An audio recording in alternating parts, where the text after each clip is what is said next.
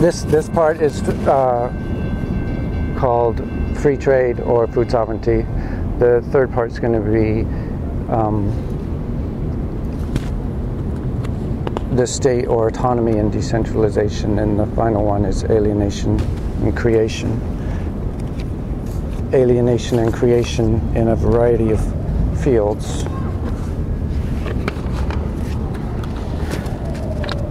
Ranging from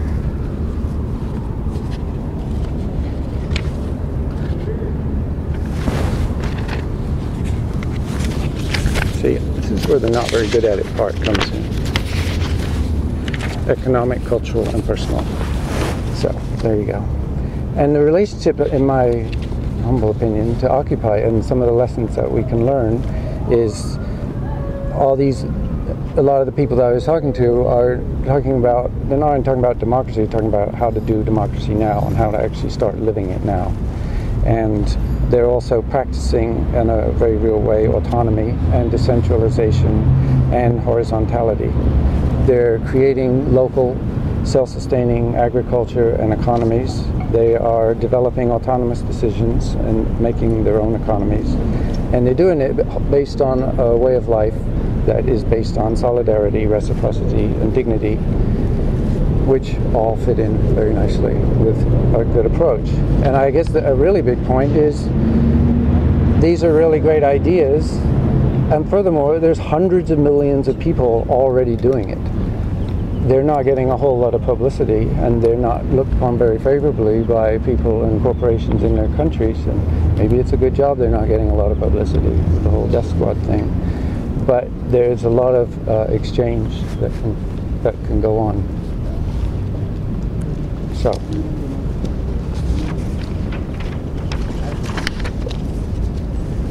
and actually, Eugene, since you're monitoring things very closely, and I have an hour, if it looks like I'm not really moving along fast enough, be happy to tell me you realize you're almost done. You can go over. So, and this is, I'll do a tiny, there'll be times where I have to kind of go back to what I said in the first part. Otherwise, what I say now doesn't make sense.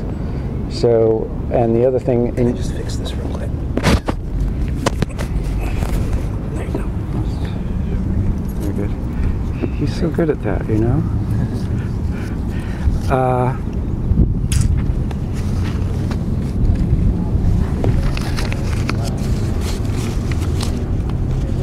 I really need a whole staff of assistants. I've already seen that one. I'll just take the pictures out. They're actually in order and somewhat related to what I'm saying, but I'll pass them around just if you want to look at them so you don't have to look at me all the time. That is corn in Oaxaca, which was a really good one for the discussion about agriculture and agroecology, but it relates to what we're doing. The whole idea of diversity, because corn was invented basically, or first came to be in the Oaxaca area, part of Mexico. And in a world of agribusiness and agriculture where they are making everybody grow the same kind of corn, preferably genetically engineered, the irony is that in every single little valley in Oaxaca, there's a different species of corn. The whole point is that they've developed, nature has developed the corn that lives in that particular environment. So, and again, in case I don't make it to the end, I'm going to answer the question: what is the relationship or the connection between creating food and creating democracy? So, they have things in common, they have things which bind them, and they have things which divide them. What they have in common is that they are both absolutely vital to our survival as humans. So as individually, without food, you're not going to get very far. But also as a society, we've had to figure out how to create food so that those that aren't actually involved in food creation also get to eat. And then democracy, on the other hand, as an individual, if we don't have democracy, you can't you can't not be alienated. You can't express who you are. You can't feel a part of society. And as a society, without democracy, pulling in all the different ideas of all the people that are involved in it, we're not going to be able to survive either. And the best way to see all of these is when they're not there. So what binds them are three things, as has been told to me by these different people. Land, an understanding of biodiversity and culture. Without land, and this is where occupy is actually a very brilliant word, without land you can't grow food. You can't, in order to survive for all the reasons talked about, but also without land it's very difficult to live as a society. When people don't control the land that they're supposed to be living on, they have no real ability to self-govern. And the second one is understanding of biodiversity. If you have an understanding of biodiversity and you know how the different forms of life around you relate to each other and how it relates to the corn in the particular village, in the valley or whatever, you can come up with a diet that keeps you healthy. And you can come up with a healthy agriculture, you can come up with a healthy planet. But also the understanding of biodiversity brings with it a whole cosmology that you see in indigenous cosmologies in particular, so that you have the whole idea of things being connected on a horizontal level, that things are decentralized and at the same time achieving a balance of nature. And as with the other things, that a lot of times when you see, I would see one thing or the other on a personal level or on a social level, I found out that they would both relate, that they both relate on both those levels. So, for example, agroecology, this sort of new approach to agriculture that's developed over the past 30 years, it's very specific on how to use nature to grow food without having to use pesticides and fertilizers and whatnot, and genetically engineered crops. But the same understanding of the balance of nature pretty soon leaked over, well, we need to have a balance of the way we run our society, that people who are doing the food creating need to be treated in the same horizontal and respectful way, so that people have dignity and can actually practice reciprocity and solidarity. And I guess the third one is culture, and a culture as was espoused by these people, based on human conscience, on solidarity and reciprocity, which come from an understanding of the necessity of land, which come from the understanding of biodiversity. But also recognizing that culture isn't just art, it's the food we eat, it's who we eat our food with, and it is art, very importantly it's art, but it's also our economy. Why do we exchange things with people? Who do we exchange them? On what relationship are we exchanging? Is it a cooperative relationship or is it an exploitive relationship? And also government, another aspect of our society which we have no control over. And the opposite thing, which tears them apart and really shows that all those things seem to be pretty valid points, is when you don't have those things. If you're denied access to land, you can't grow your food. Suddenly you're dependent. You have to go and get food from Monsanto. If you don't have control of the land that you live on as a people, you have no ability to self-govern, so you get governed. Often instigated by the invasion of an army or a predator drone. If you don't understand biodiversity and the cosmology that goes with it, then you end up having the Green Revolution. You end up destroying the soil. You end up creating global warming. And if you destroy people's cultures, same thing. People don't get to speak their own languages. The society is not based on conscience. It's based on things, buying and selling things, and on certain individuals getting a whole lot of it. So, another picture. This is land, for the point about land. This happens to be in southwest Nicaragua. This is also land and water, which is really sort of part of land. That's in Lake Titicaca in Bolivia. And this is people living and exercising their culture. This is actually in northern Mozambique. It's an association of peasants. And when I get nervous and can't figure out what it is I'm supposed to do, I remember them, because they were, and so many other people are very kind to me to tell me what it is they're doing and why they're doing it, and that's who it's about, and us. So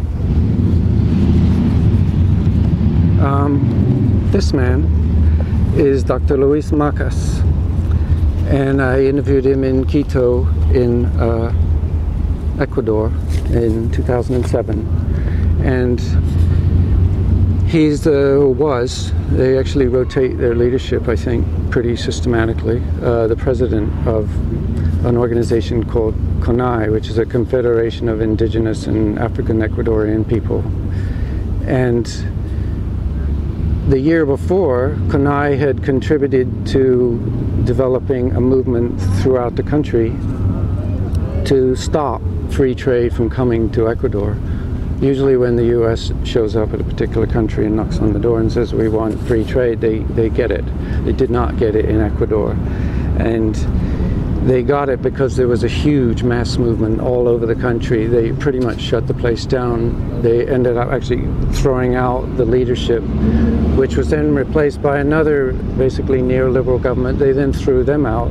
That was then replaced by a third one, which they also threw out. And then they elected Rafael Correa to be president, who's considered pretty much of a leftist president, but still he doesn't quite understand the whole point of that indigenous peoples get to say what goes on in the area. He doesn't seem to properly understand the relationship with the resources and how they're the people's resources. So there's ongoing struggle, but the movements are still there, and they've rewritten the Constitution, which has given them a lot of ground for further attempts to improve things. So I bring him up because in that interview, in just a couple of paragraphs, he brought together all these different points. He talked about free trade, he talked about the Green Revolution, he talked about how agroecology was the technology of the people, and that's the way to do agriculture in Ecuador, rather than inviting in the free trade and the Green Revolution that would come with it, although they'd already suffered some from the Green Revolution. And he talked about the vertical approach that that the government had, the way they dealt with people ever since they'd been. I mean, I was going to say since independence. Well, of course, before independence, they also got treated in a very vertical way by the Spanish. So this is where we have a flashback to the first section, which is vertical integration, because it's vertical integration politically and economically. And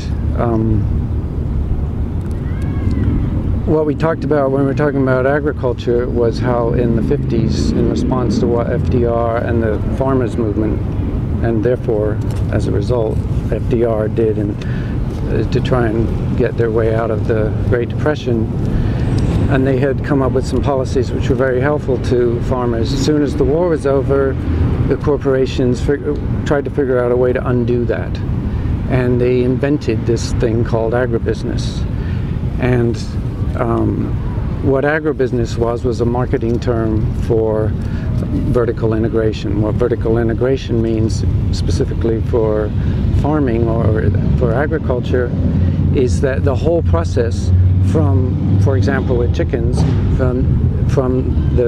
you have to buy the chickens, you have to buy the roosters, you have to buy the sheds to put them in, you have to transport them, you have to kill the little baby chicks, you have to truck them some more, you have to refrigerate them, you have to put them in market, and advertising. That whole process, different companies had been doing a part of the thing, and then they'd figure out how they were going to take their profit out of it and then move it on up to the next level. So all these different levels. What vertical integration was just doing away with all those intermediary steps. They rationalized their costs, and they created this new American invention called a multi-unit corporation. And what that meant was, first of all, tons of people got thrown out of business. Entire rural areas were ruined, without even going into all the costs of what they did to the land. And all the profit goes to the very top, and you have the situation that we have today. And they call it rationalization of costs.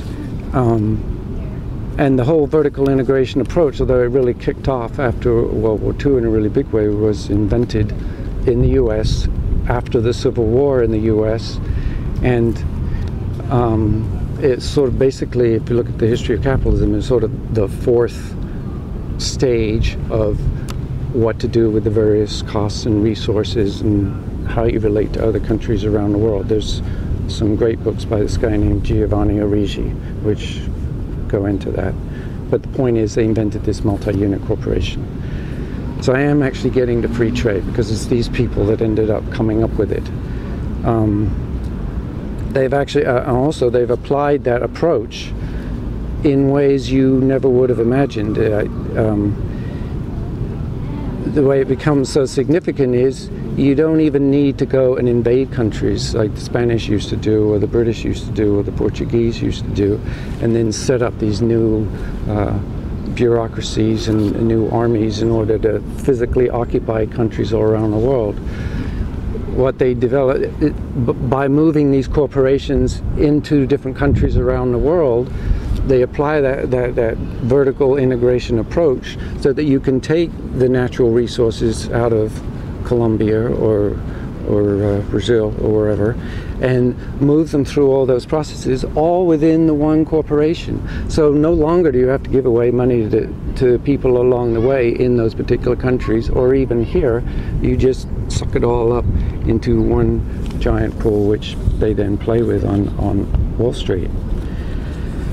And they've even applied it to the military. I mean, the fact that we have 720 military bases around the world, huge military bases, rather than setting up armies in all the different countries, we simply have these huge bases, which when you need to put them into action, they go into action. And through the privatization of many aspects of our military life, they've been basically turned the Defense Department into a multi-unit corporation, which is just sort of one funnel. So, how do you implement that, you might say? Or you probably wouldn't actually, because why would you think such a thing? However, they do. And the Green Revolution was sort of an initial way of implementing it in the area of agriculture. And we went through that last time, and you can look at the videos and watch, and we could always do a rerun. But and they had done that when they came up with this invention. Was they had a think tank at Cornell University in the 50s, which ended up being in parts of Eisenhower's administrations, I think Nixon's administration, and Reagan's. But then in the 60s at Chicago, the University of Chicago, they took a much more even global approach of how to implement these policies. And outside of the U.S., the theory that they came up with is called neoliberalism. Some people call it that here. They themselves call it structural adjustment policies. And the way that they... Before I go into how they implement it, I just want to say a little word about marketing. Propaganda, basically. Oh, by the way, this is agriculture in the industrial format. These are concentrated animal feeding operations. This one is in Missouri. Inside of those barns are like 4,000 pigs living a life of hell before they are put to death, but creating giant pools of urine which pollute the groundwater, and furthermore put all the local farmers out of business. These are all over the country and are being fought by farmers all over the country, and have been for the last 20-something years.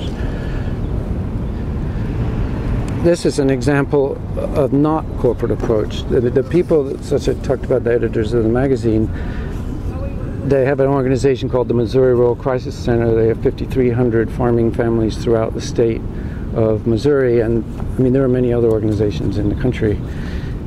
But on family farms, the little piggies run wild. They still have the same end, but at least they have a good life while they're doing it. So, on the marketing of free trade and whatnot, this man is Gustavo Esteva, who I also met in Oaxaca. In fact, that's why I was in Oaxaca. And he has an amazing history, which I won't go into in any great detail. But one of the things, if you ever have a conversation with Gustavo, is he takes every single word that you've been using for most of your life and dismantles it and turns it all upside down. It's quite a shocking experience. And he starts it off with talking about when he was a kid and growing up in Mexico. He heard on the radio President Truman announced this new word, development, and underdevelopment. And he declared that the U.S. was a developed country, basically, and everybody else was underdeveloped. But you can be developed just like we are, and of course the trick is you accept our way of life, you accept our view of the way of life, which is these corporations and this approach to life, the Green Revolution, and you get friendly with these corporations. But Gustavo's reaction to it was the reaction of many people. Well, crap, I'd like to be developed. That sounds great. And it comes up first, it turns you completely upside down. Suddenly you have no dignity. Suddenly you thought you were just different from the Americans in the North. But now it turns out you're an undeveloped human. And it's a completely debilitating and negative way to treat people.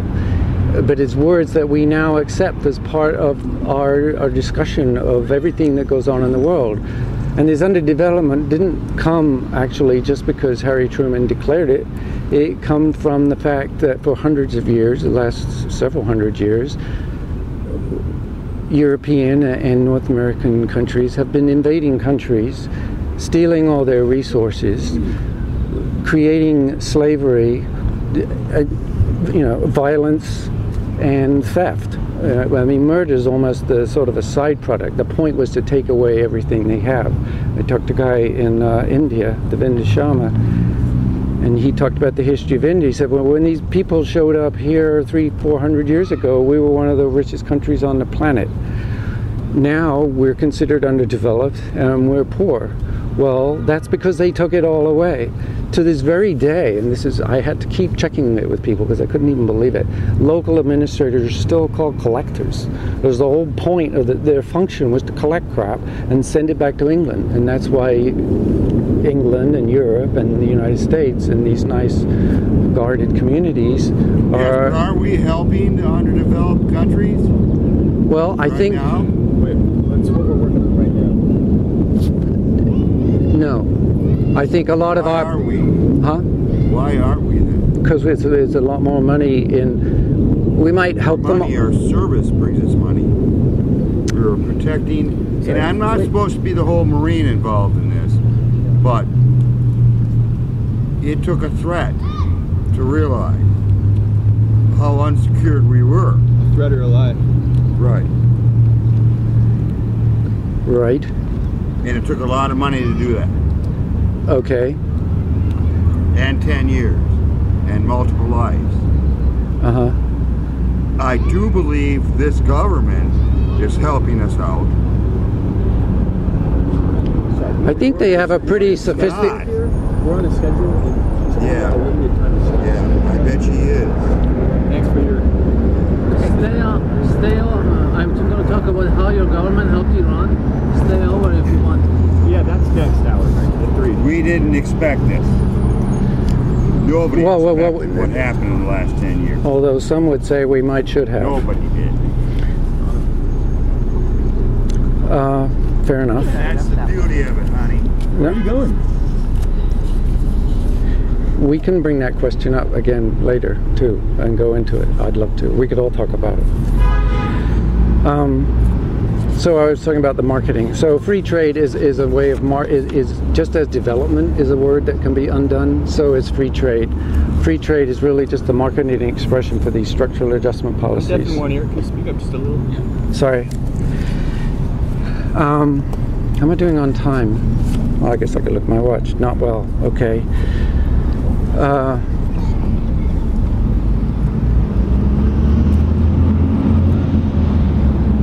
So how did they once they gave it a nice name, which was free trade, because what could be wrong with free trade?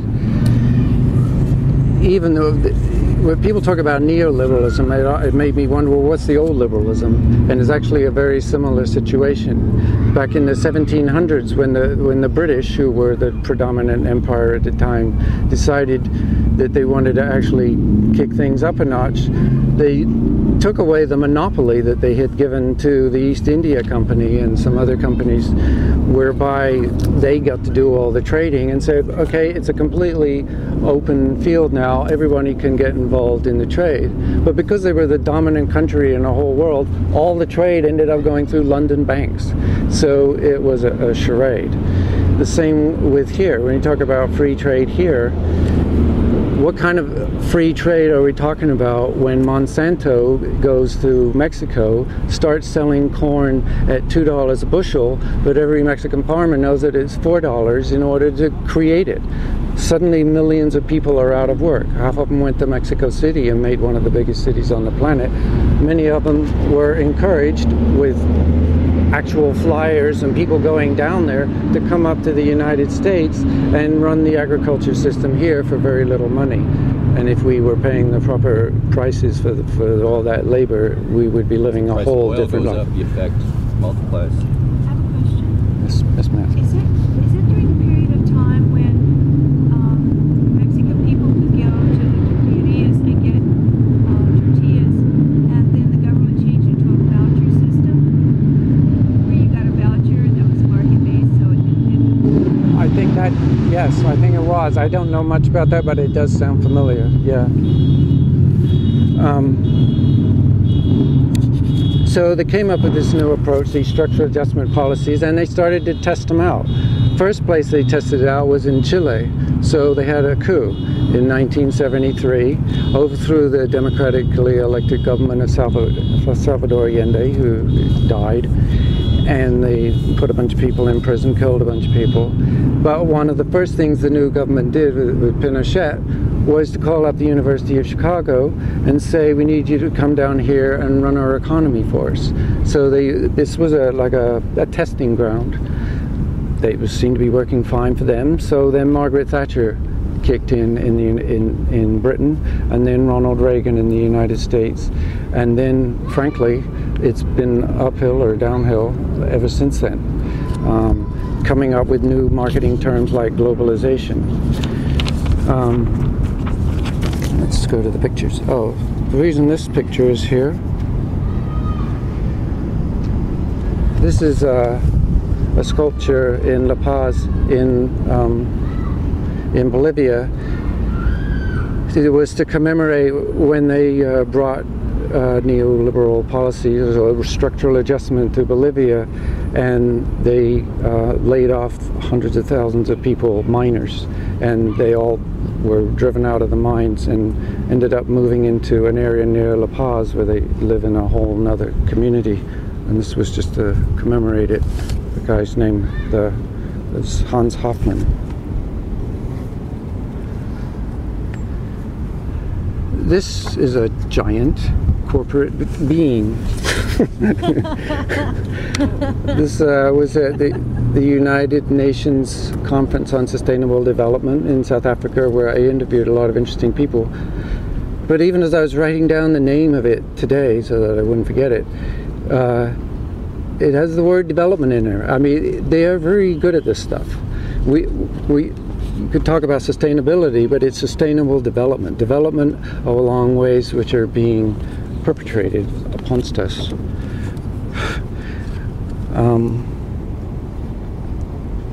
And what we're going to do is we're going to end up talking about food sovereignty, which comes from people saying that these aren't very good ideas, and we have actually a whole better way of doing it. These are people in Managua, Nicaragua, saying, we don't like your neoliberal policies. This is people in India saying, we don't like your World Trade Organization. So there's at least 3 ways of getting these structural adjustment policies put into play. I don't know if one is using this thing called the shock doctrine. I don't know if anyone's ever read the book that Naomi Klein wrote, brilliant book. And what she discovered just by looking at history and when these structural adjustment policies got put into effect in various countries was in the middle of a shock. Whether it was a shock because there had been an economic crisis like in Argentina in the 90s, or in Southeast Asia also in the 90s, or if it was sort of semi-civil war situation like in Russia with Yeltsin, or even in a tsunami. When the tsunami whacked into Sri Lanka, this was an excellent opportunity to move in and say, you're going to need some money. If you want the money, and this is what, in all these situations, they go to the local government and they say, well, clearly you need money. You're in debt. You've been in debt for God knows how long. A lot of it, debt in order to fund the local military. But in order for you to get this money, which we'll give you with the World Bank, and we'll monitor it with the International Monetary Fund, the IMF, you have to do 3 things. You have to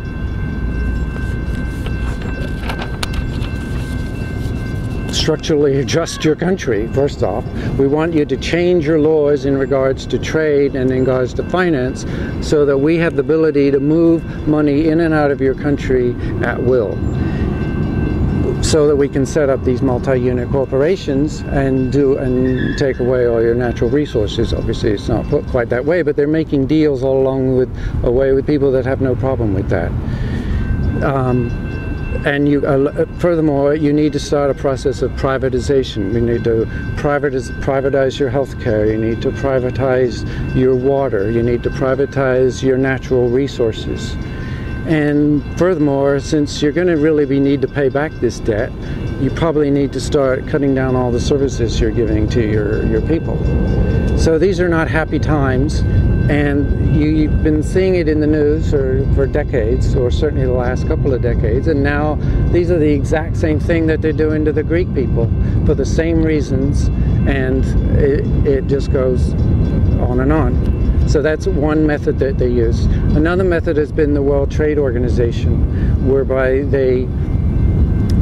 different representatives from countries all over the world get together to discuss trade. But this has basically been another instrument of the US and other Western countries to institute these same policies. Hasn't been going so well of late because there are other countries developing in the world, like as Brazil and China and India and Russia, who have been balking at the idea, and there have been various collaborations of peasant organizations with these governments to bring it to a halt. And so then they came up with another technique. If we can't do it on the whole world all at one time, let's just do it country by country, which brings us back to Dr. Marcus. They tried to do it in Ecuador and unsuccessfully, but they've been very successful in a lot of other countries just by picking them off one at a time. They did it to Mexico with the North American Free Trade Act. They've done it in Central America with the Central American Free Trade Act, but they've also done it in South Korea, in Colombia, in Australia, Singapore. There's countries all over the world. It's just another great approach. Well, that all sucks.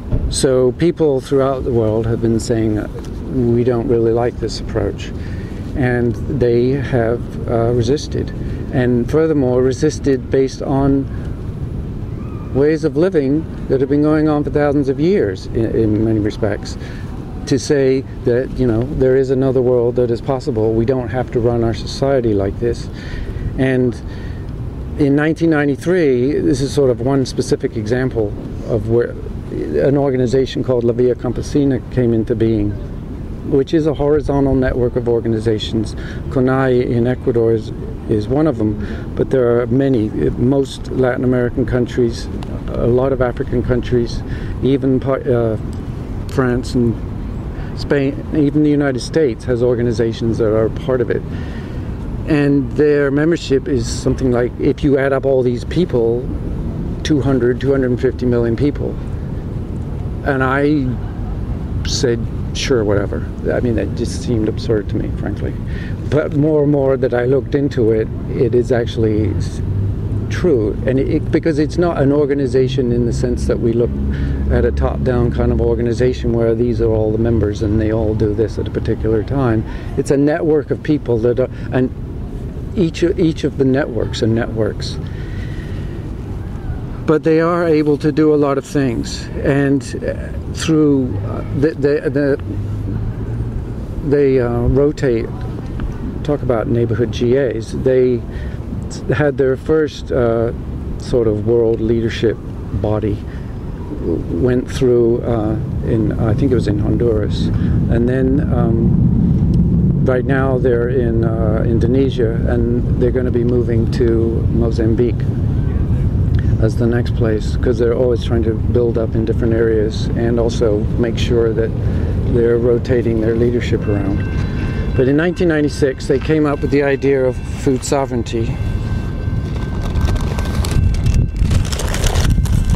And I have here a description of food sovereignty. You pass that around, please.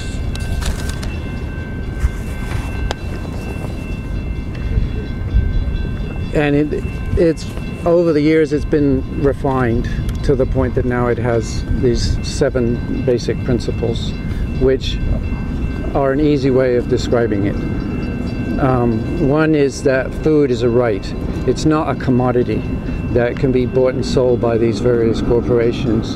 For thousands of years, it's actually been something that we need. It's a right. 2, we, again, kind of going back to what I was saying at the beginning about the things that pull together, organizing for democracy and organizing for food, agrarian reform is needed. People need land, and in most countries they don't have it, or they used to have it and it was taken away, whether it was taken away by the Spanish or it was taken away by things that came out, farmers being put out of business by free trade in Mexico or in Mali or wherever. So they advocate very assertively for agrarian reform, and a lot of them are organizations that grew out of agrarian reform. Last time we talked about the MST in Brazil, which is a movement of landless people, and they took advantage of a clause in their constitution that says if there's pieces of land that is not being put to any kind of social use, then why don't you put it to some social use? And so they started occupying those land areas. They had to resist and fight against the landowners, but because they had the Constitution as a tool, they went through various processes, and various encampments became settlements, and there are literally hundreds of thousands of people involved in these settlements where they now practice agroecology, grow their own food, develop their own finance networks, and of course local decision making. They're sort of like the Zapatistas, but on an even larger scale. I mean, there's likenesses and differences. MST. It's Portuguese, being Brazil, and I have no accent in that area, but it's Movimentos Sin Tierra, sort of translated into Spanish. The third one is to protect your natural resources. I mean, you'll notice nearly all of these are the opposite of what free trade and structural adjustment policies do. So, and in many cases you'll notice that it particularly is the indigenous people that are stepping forward. For example, is with protecting natural resources, reorganizing food trade, which means undo the free trade treaties that have been done around the world, and the globalization of hunger, because these policies cause hunger. When you have a functioning system that provides food for people, and then you destroy it, put all the farmers out of livelihood, and they all have to become either migrants or go and live in a favela or a barrio, you've destroyed your system. Now your whole country has become dependent. You're systematizing hunger throughout the world and making profit, which ends up with Monsanto and ADM and numerous other scurrilous individuals. But it also includes social peace, and it also includes democratic control. And if you look at the particular wording on some of those things at a later time, or even now, you'll notice that indigenous people are mentioned, but you'll also notice that women are mentioned very prominently. I was invited to, I did their conference that they had in 2008 in Mozambique, and they dealt with two major campaigns. One was to spread the ideas of food sovereignty around the world, and the second one was to end violence against women. The whole point, understanding that personal relationships also need to be horizontal relationships. If you've got men dominating over women and abusing women, how can you possibly work together to change society? And I think that that's at the very heart of what they were talking about. We'll talk about those. There's a woman here who I interviewed named Yoon Jun Sum from Korea. She seems to have... Here she is. If you please pass that one around.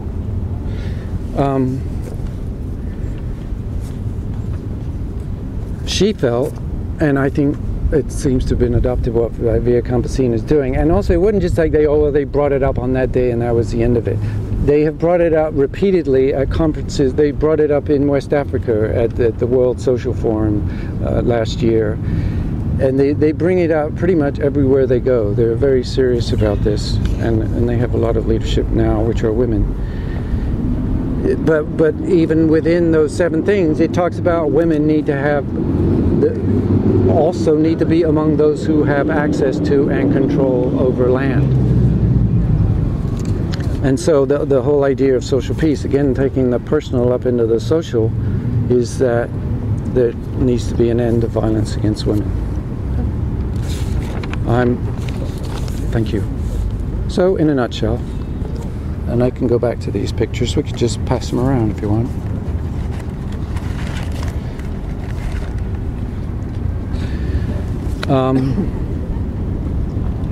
Food sovereignty means people should have the right to produce their own food, establish their own food policies, and circulate them in a self-sustaining, non-export based way. As with agroecology, which we talked about last time, and we can go into more detail with the slightest question, food sovereignty relies on a traditional, self-sustaining understanding of an indigenous economy. It's a rejection of an exploitative and damaging intrusion, and it promotes a whole new alternative. It's not just saying, oh, this is bad and it needs to go away. It's saying there's a whole nother way of doing this. There are actually people that have been living this way for thousands of years. There's certainly people that are living it now. The one I showed at the beginning of the people in Mozambique, the first organization that I talked to there was a women's association. There are many of the associations in Mozambique are women's associations because they wanted to make sure that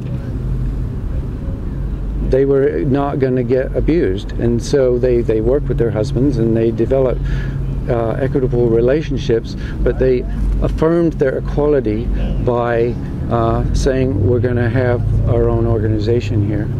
And it was just amazing talking to them. So hey, you know, I actually got to the end. I did skip over a couple of things, but there you go. If we have any questions, I would imagine.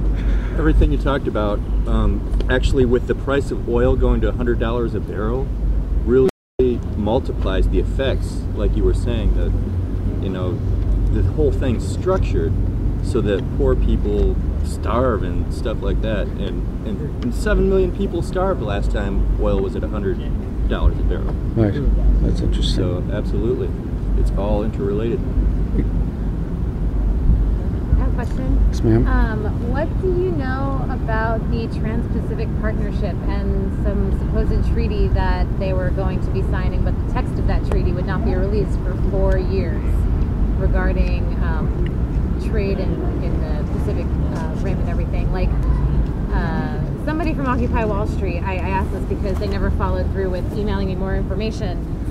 There was some sort of meeting here in San Diego that they wanted us to go to, but basically it gives America the power to say to a country like Malaysia, who, let's say we want to go into one of their protected forests and take one of their resources. If they say no, we can sue the entire country. I mean, do you have any knowledge about any of that? No, but I can help find it. I would love to know more about that. I don't know. Their meeting was supposed to be in February, but I mean, it sounds like another, even taking further the concept of free trade. Yeah. Very shady. Right. No, it brings up another point, that they never stop coming up with new ways to make the exploitation completely thorough. That's because the process isn't working, because we're not following it enough. No, one of my favorite signs from the original Occupy Wall Street was the system's not broken. They built it that way.